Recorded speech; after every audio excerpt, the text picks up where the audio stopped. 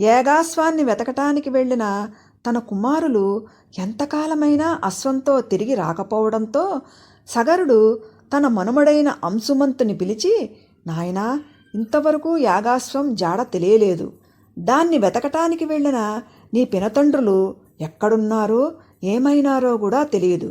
నీవు సకల విద్యా కోవిదుడవు, పరాక్రమవంతుడవు.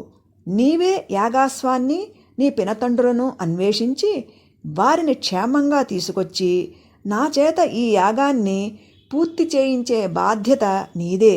విజయోస్తు అన్నాడు.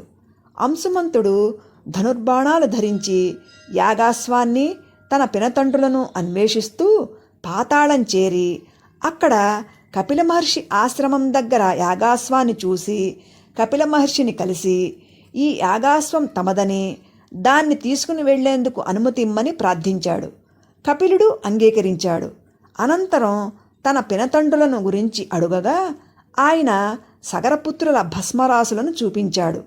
పినతండ్రుల మరణానికి అంశుమంతుడు చింతించి వారికి జలతర్పణాలు ఇవ్వాలని సంకల్పించి జలాశయం కోసం వెతుకుతూ ఉంటే గరుత్మంతుడు కనిపించి, అంశుమంతా, నీ పినతండ్రులు కపిల మహర్షి క్రోధాగ్నికి భస్మమైపోయారు. బ్రాహ్మణ శాపగ్రస్తులై అసువులు బాసిన వీరికి సాధారణ జలతర్పణములు ఇచ్చుట ఉచితం కాదు. వీరికి దివిజ గంగాజలములతో తర్పణాలిచ్చి ఆ పావన గంగానదీ జలాలలో ఈ భస్మరాశులను నిమజ్జనం చేసిన వీరికి సద్గతులు కలిగి స్వర్గలోకం చేరుకుంటారు అని చెప్పాడు గరుత్మంతుడు.